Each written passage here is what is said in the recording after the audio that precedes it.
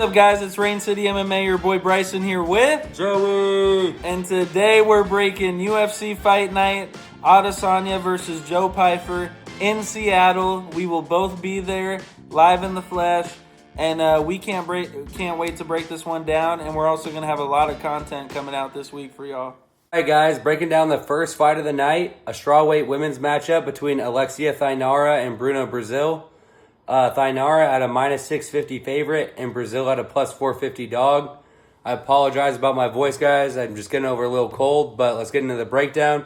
Thainara, she puts a crazy fast pace on you, and she lands 3.91 takedowns per 15 minutes on a 60% takedown accuracy, which is insane. Bruna Brazil, on the other hand, she has some good kicks, and she's pretty good in the clinch. She pops out a pretty smooth jab. But, guys, in her last fight, I don't know. It seemed like every time she got tagged with like a 1-2, she was running away. She did not like getting hit. Alexia Thainara, on the other hand, is going to bring that pressure, whether it's with the hands or getting taken down and on the ground. She has very great top control, and, she attempts 1.7 subs per 15 minutes on a 65% accuracy. So, guys, in this fight, I got Thainara money line, and maybe look for Thainara decision. But I just don't think Bruna Brazil, she's a shell of herself. She's not going to really come out there with the same enthusiasm that Thainara will. But who do you got, Bryson? I'm gonna go with Thainara as well. Instead of the money line at minus 650, I would recommend just playing her decision, which I'm not sure, it's not out yet. But she has good jiu-jitsu, attempts 1.7 subs per 15 minutes, 65% significant strike defense. I know we don't got much tape on Thainara, but one thing I also wanted to mention, guys, this is a rematch. Thainara's one loss is actually to Bruna Brazil, so I think that's why she was excited to take it, and I think Bruna as well. Because, guys, this fight was actually Carlo Foro versus Stephanie Luciano. Then Foro pulled out. Thainara came in against Luciano, and then Luciano pulled out, and then we got Brazil-Thainara rematch. I mean, it's crazy, kind of short notice for both of them, but I think they both like it because Bruna has a win over her. Thainara wants to get that W back. Bruna Brazil, 61% takedown defense, really bad. She never throws enough volume in her fights. Throws a nice front kick. It's funny. She has that video where she makes fun of Sean Strickland, but they actually fight very similar, her style. And, I would play Thainara, but not at minus 650. I would play her decision if you're going to throw her in a parlay with the decision leg. But Thainara should win this fight, maybe 30-27 or 29-28. But it won't be like a close 29-28. Like, Brazil will sneak around in with some strikes, but those two Thainara wins are just going to be pure dominance. Guys, the second prelim we're going to break down for you guys that we feel real good about is a lightweight matchup between Chase Hooper and Lance Gibson Jr. Chase Hooper's coming in at minus 250, and Lance Gibson Jr. is coming in at plus 200. I'll tell you guys right now, we're taking Hooper, and Hooper is the first leg of our parlay. Also a Washingtonian. I love it. I think minus 250 is good value. I think it's a little low because obviously he got knocked out by Hernandez. Well, not knocked out, but knocked down, and then Herzog decided to step in way too early, which we're going to do a video here soon about the refs because stuff is going on that's not right. But Chase Hooper has insane jiu-jitsu. Honestly, some of the best at lightweight. Tell me another guy who's really competing with him at lightweight. Has some really nice inside trips, excellent scrambles / transitions. He lands 2.49 takedowns per 15 minutes on 33% takedown accuracy. I know that doesn't sound good, but when you watch a Hooper fight, he creates the chaos to get it down. Lance Gibson Jr., man, he was getting taken down by Bobby Green. I know he has one UFC fight, so the stats can be skewed here, but he has a 50% takedown defense. And Hooper's going to be coming and pressing him. King Green was kind of just going on the outside, coming in and out. Hooper is taking the fight to this guy. I think Hooper eventually gets him down. Gibson's either going to give his back up or Hooper's going to do some nasty ground and pound. But I would take Hooper by finish here. I'm definitely leaning towards the sub. I think in Seattle he's also going to want to have a big win and a big statement. People forget the guy's only 26 years old, plenty of UFC experience already. He's actually the veteran coming into this, and Gibson's 31. So I do love Hooper here, and he's going to be our first leg. I really think he gets it done. Who do you like, Joey? Yeah, guys, I like the hometown boy, Chase the Dream Hooper. I think he gets it done here by sub as well on a long shot. But the reason being is, Lance Gibson Jr., even though, like Bryson said, he hasn't shown a lot of tape because he's only been in the UFC for one fight. His takedown defense is pretty bad. He lacks technique, honestly, everywhere on the ground and on the feet. And he shows very poor defensive grappling. And he's, super low volume, guys. He lands 2.0 significant strikes per minute on a 41% significant strike accuracy, which is terrible. And I think Hooper's going to push the pace on him here. And if he sets a pace on him, takes him down, I could see him trying to get up and then just snatch a rear naked choke, especially in Seattle. Hooper's going to go for it, and I could see him getting a sub. So my pick in this fight is Chase Hooper moneyline and Chase Hooper by submission. All right, guys, with the last prelim we're breaking down for you guys is a lightweight matchup between Ignacio Bahamondes and Tafik Musayev. Bahamondes coming in at a -300 favorite and Musayev at a +240 dog. Guys, Bahamondes, he trains with Bilal, and he's not new to wrestlers. Mixes in his kicks to all levels super well. Uses his length and reach super well as well. With Manuel Torres, he's a young guy too at only 28 years old. Sometimes he does struggle off his back, but I don't see him doing that in this fight. Tafik Musayev, 5 out of 6 come by finish, but his takedown defense is terrible at 40%. And, he throws some pretty good kicks to the body. But Bahamondes also did initiate the wrestling, and I think he's faced a better comp in, like, Rafael Fiziev in his last couple fights than Tafik Musayev has. I just got Bahamondes money line in this fight and maybe by decision. And I think he, on a long shot, but I think he just dominates Musayev in this spot. But who do you got, Bryson? I'm also going Ignacio Bahamondes. He'll be our second leg. So first leg, Chase Hooper -250, Bahamondes -300 as the second leg. Bahamondes lands 6.55 significant strikes per minute on 45% significant strike accuracy. Really solid takedown defense at 75%. He does struggle off his back, but he also throws up some submissions. But looking back at that Turner finish, it really did look like Turner quit, like he was saying. And Bahamondes shows some very smooth footwork / movement, puts together some nice boxing combos too.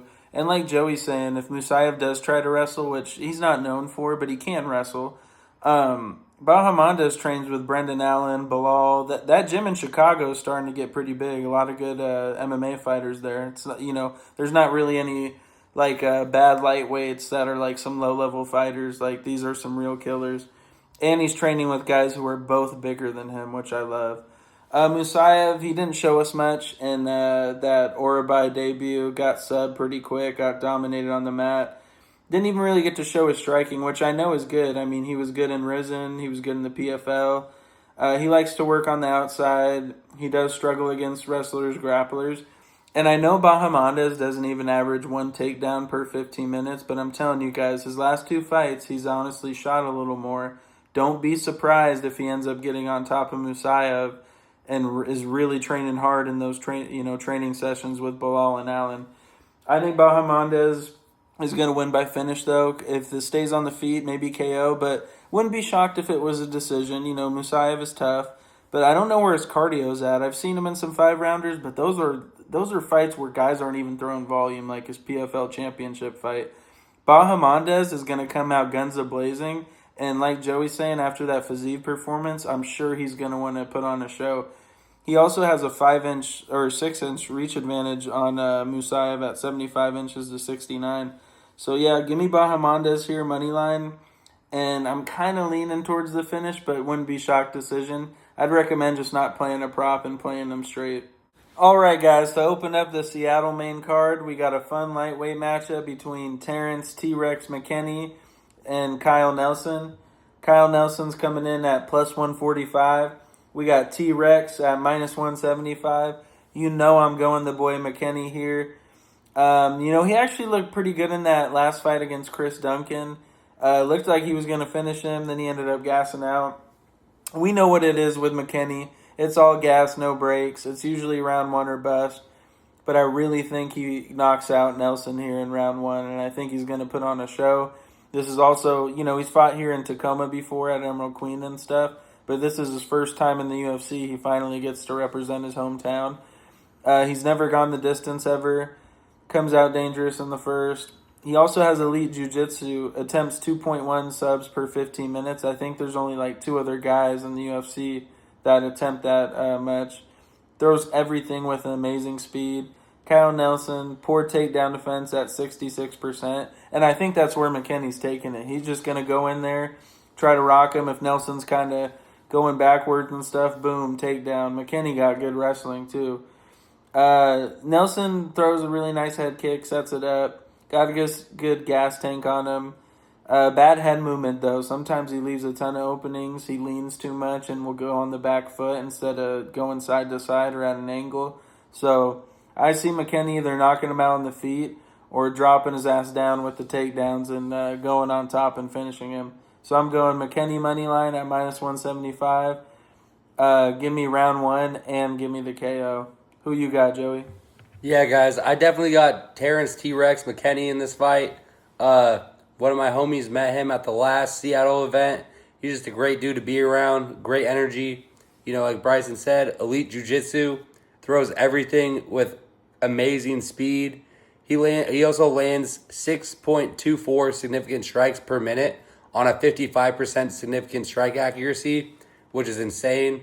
And Kyle Nelson, on the other hand, he switches his stance frequently, which I feel like will play into McKinney's favor. If he wants to shoot, he can, or he can throw that overhand, and Kyle Nelson tries to put combinations together, but, at this point in his career, he really doesn't put nice boxing combos together. So I got Terrence T-Rex McKinney, money line, round one, and maybe if you're feeling crazy by either KO or sub, I don't know how the fight's going to go, but round one's the safest on a long shot. So I got Terrence McKinney.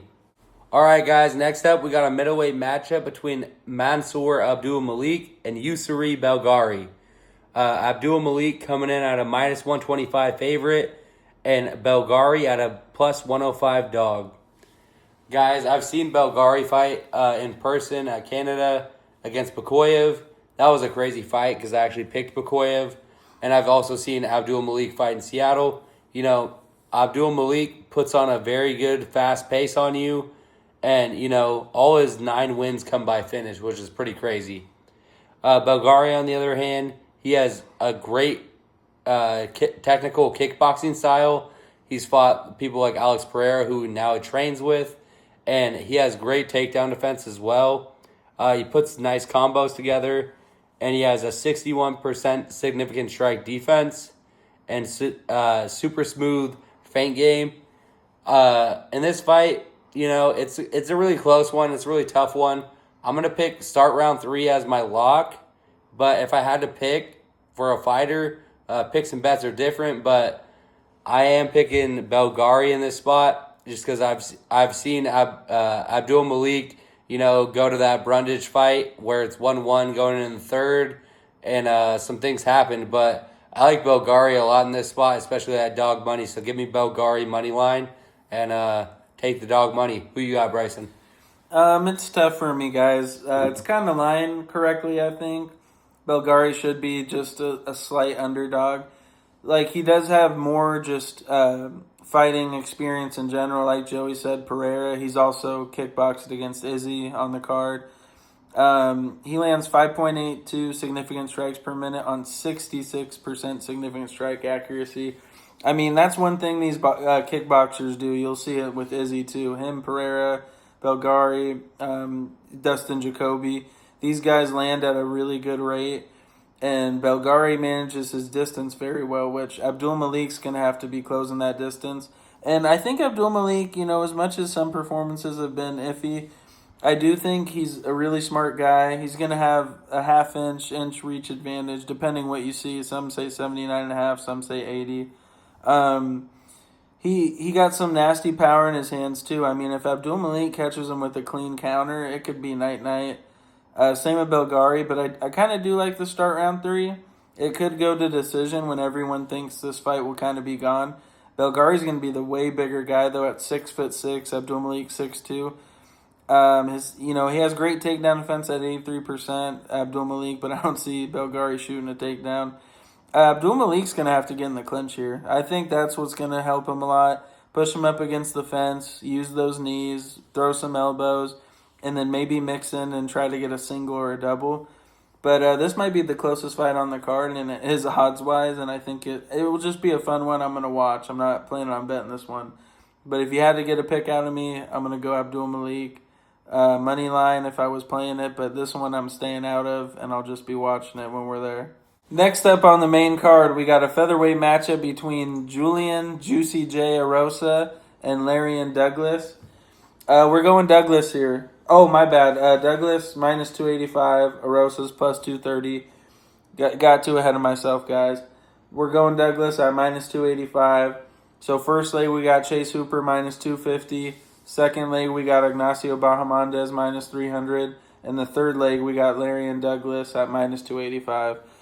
So I just think this is a bad matchup for Arosa. 34 out of 44 fights haven't gone the distance for Arosa. He has 31-13 as well. Douglas has some scary power in his hands, guys. The way he sets up his punches, and he got a nasty left hook, and he goes to the body. He doesn't really have, you can't tell his takedown defense because he's had one fight on the Contender Series, but the tape I've watched in the LFA, he has really good takedown defense. He makes sure to manages his distance, and he doesn't even let guys really touch him, and if they do, he knows how to defend it. He lands 11.67 significant strikes per minute on 87% significant strike accuracy. Like I'm saying, the numbers are a little skewed on Douglas, but if you've seen this guy, he's been so game and so ready. Shows to have some good takedown defense. There are some nasty low kicks. Really good low kicks, actually, powerful. He has fought, I'm blanking on the name, but he fought Reyes, that guy who fought Javier Reyes on the Mexico card, who just got a win as well, guys. Douglas finished him by knockout, and then he fought one more guy who came in on short notice to fight Brito. I'm blanking on the name, but that guy was like from Australian. He lost to him, but really good guys. So Douglas's regional tape is really good. It's not like he's facing scrubs out here. Arosa, good veteran. He likes to make it a dogfight, but he has a bad head movement. He leaves that chin in the air. I see Douglas KOing him in the second round. He lands 1.78 takedowns per 15 on 43% takedown accuracy, but I just don't see that happening. I think Douglas is going to be too much for him too early. He could get him in the first, but I think second. I think Arosa's tough enough. He's in Washington from here. But give me Douglas moneyline and Douglas KO in round 2. Who you got, Joey? Yeah, guys, I'm also going Douglas. I'm not favoring the hometown favorite on this one. You know, even though Arosa has high-level BJJ, he does have terrible head movement, leaves his chin in the air. And Douglas, he throws some nasty low kicks. And, you know, he's got a real smooth feint game.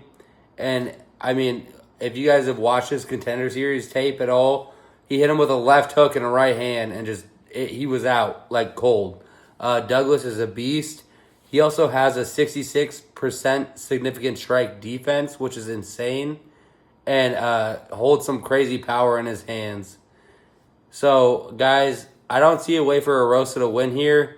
With his head movement and all that. I got Douglas moneyline and Douglas KO in late round 1, early round 2.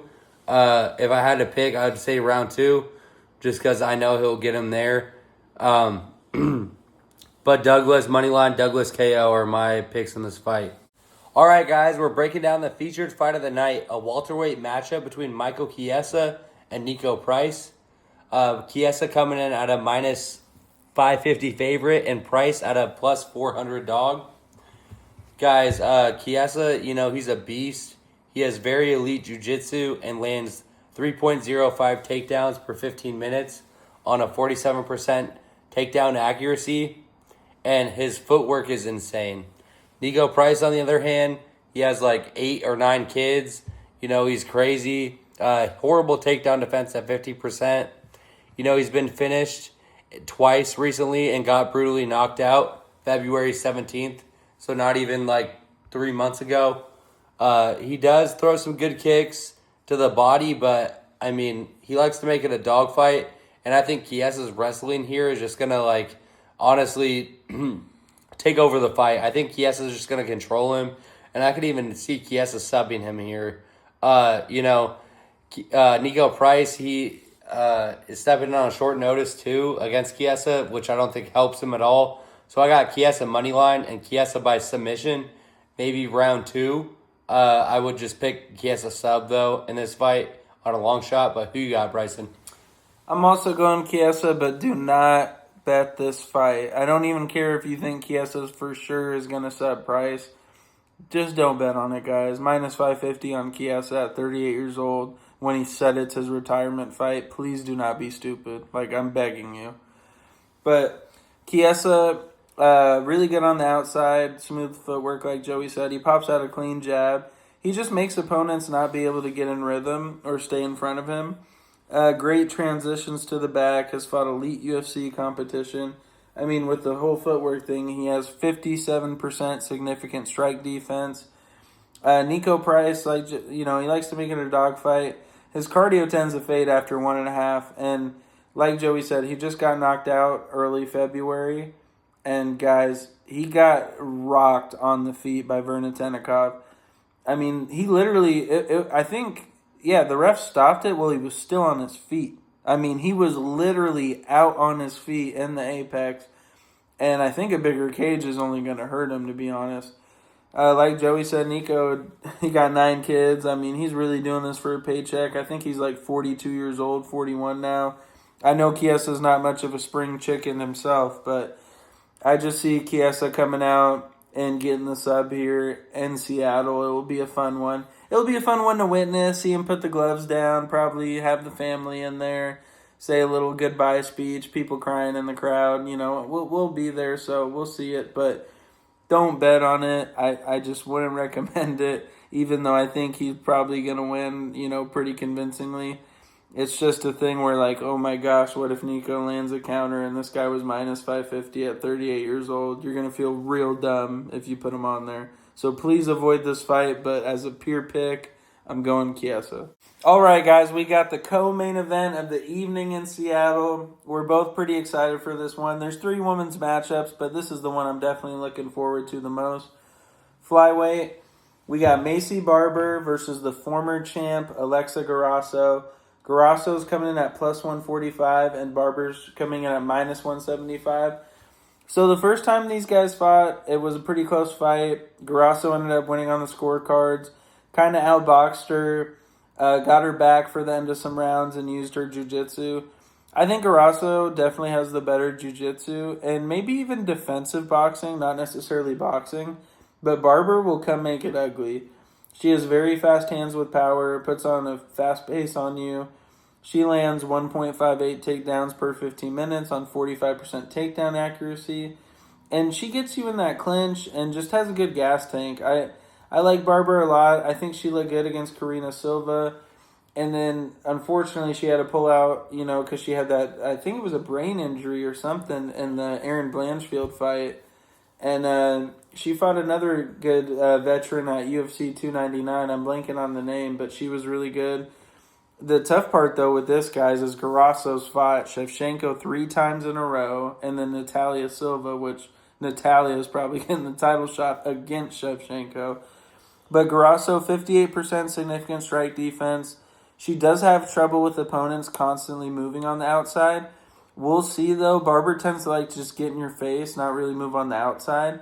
And Grasso definitely, like I was saying earlier, she has the better jiu-jitsu. So, really, I mean, I'm picking Barber, but in reality, it's 50-50, so the value is on Grasso. But for me, this fight, I would do the same thing how it happened the first time. Start round 3, we'll go the distance. I don't see either woman finishing them. Honestly, I'd lean more Barber decision, but if I had to pick a finish, it'd probably be Grasso getting a sub, where maybe she catches Macy on her back or gets an armbar or something crazy. but I don't see it happening. I see Macy just pressuring her, using her skills, throwing more volume. Probably the crowd being more on her side. She's the American here. Grasso's Mexican. So I'm going to lean Barber here, but it will be a fun co-main event. Who you got, Joey? Yeah, guys, it's going to be a fun co-main event. Grasso, she has 58% significant strike defense, and Barber has poor takedown defense at 51%. Grasso, I don't think she's going to shoot very much because I think Barber's going to be in her face most of the fight. It's going to be a fun fight, though, guys. Grasso, like Bryson said, has very good jiu-jitsu, and Barber, on the other hand, has an excellent gas tank on her, and she also has a crazy clinch game. So I could see, Barber getting the better of the clinch game and maybe taking her down. But it's going to be a close fight regardless. So in this fight, like Bryson said, if I had to pick, gun ahead, I'm picking Barber decision, but it's going to be a close fight, so I'd stick to start round 3 and will go distance. I don't want to pick a side on this one. It's going to be a real close fight, especially with Grasso's past comp being, Shevchenko and Natalia Silva, two people who are fighting for the belt, or should be at least. And then Barber's last comp, I don't think it's anywhere near Valentina Shevchenko or Natalia Silva. So I'm picking start round 3 and we'll go distance in this fight. Gun ahead, Barber decision. All right, guys, we got the main event of the evening. A middleweight matchup between Israel, the style bender Adesanya, versus Joe Body Bags Pyfer, guys. It's going to be a banger. Israel Adesanya at a minus 140 favorite, and Joe Pyfer coming in at a plus 115 dog. Guys, Adesanya, he does a great job on managing the distance and switching his stances super frequently and accurately. Joe Pyfer, on the other hand, he does throw some powerful low kicks, and he does swing wide at times, leaving openings to be connected, which Adesanya loves to do. He cuts the cage off pretty well, Joe Pyfer does. But Adesanya, I think he's been in those 5-round fights with people who are way scarier than Pyfer. Pereira, you name it, guys. Like, in the last 5 years, he's fought the who's who of the division. Pyfer, on the other hand, he's in kind of up-and-comer kind of guy. And, he does have some hands, but, he starts to fade later in the fight. He cuts off the cage and tries to shoot a lot, but I think that only plays into Israel Adesanya's favor. So, I got Israel Adesanya money line and Israel Adesanya by decision or maybe KO on a long shot. He times his connects super precisely, and he's great with his counters, with the kicks, and his overhands. So I'm picking Izzy Adesanya money line in this fight. Who you got, Bryson? I'm going Adesanya as well. Excellent kickboxing style. Has fought amazing people. His last two, DDP, Imavov, and then before that, the Sean Strickland performance, which was a little rough. So he's on a 3-fight losing streak, back against the wall. And I think Adesanya is a guy who only rises to the occasion. I mean, the perfect example is losing the belt from Pereira and then coming out and KOing him in MSG in style as well.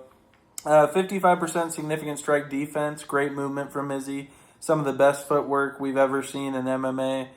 Does really good at working to the body. He did that good against DDP, a little against Imavov, but it was so early we didn't get to see as much. But I think that'd be a great game plan against Pyfer. Use those low kicks, keep the distance. He leaves his chin high at times. We all know that. It happened with Imavov, happened with DDP because he ended up dropping, then getting subbed, gave up his back. I just think that one he got really rocked. I mean, DDP's no joke. Former champ, beat Sean too really bad, bloodied him up twice. And I just like how Adesanya switches stances frequently. Looks really good out there. Joe Pyfer, on the other hand, his last two fights, Kevin Gastelum, Abu Smagomedov, he does fade late in fights, and these are 3-rounders, guys. He faded 2 in the Jack Hermanson fight, but I think he has learned a little from that. But at the same time, that Kevin Gastelum fight, he was getting whooped in the third round, and then Abus demolished him the first. I think if I'll tell you this, if Izzy wins round 1 or 2 in the beginning and just makes this a technical fight, I think Pyfer's going to have a real tough time. He'll be swinging wide, leaves openings to be countered. Does cut the cage off really well, though, so like to start it, he could land on Izzy pretty hard. But Izzy's going to have to keep that head movement and be awake here. But he throws a ton of volume as well. Did in that DDP fight. I mean, Izzy likes 5-rounders. That's when he does his best.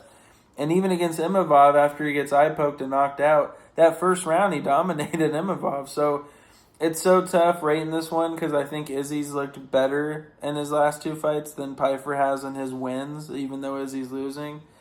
So I'm going to go Adesanya money line, but I wouldn't play the money line just because there is the chance of Pyfer knocking him out. So if you're going to put a prop on there, I think Izzy decision's really good. Or if you wanted to do will go the distance. Because I think Pyfer's tough enough to stay in there. His takedowns, though, people think he's going to wrestle. He has 33% takedown accuracy. Pyfer's not this crazy wrestler that people make him out to be. Solid grappling, but not great. We saw that in his last fight against Abu. Abu had him in a north-south and almost had him in a couple tricky situations looking for the Kimura. So give me Izzy by decision and keep it at kickboxing range. Maybe beats Pyfer 4-1 or 3-2, but I think he edges it out in a fun Seattle main event. And yeah, guys, we can't wait to be at this card and show y'all a lot of videos. And we're going to hit in person too. All right, guys, for UFC Seattle, we appreciate you so much. We're going to be both Rain City MMA in tuned. We got a crazy 3-leg parlay cooked up for you and some more content cooked up for you in the next week. But this 3-leg parlay is hitting for you guys.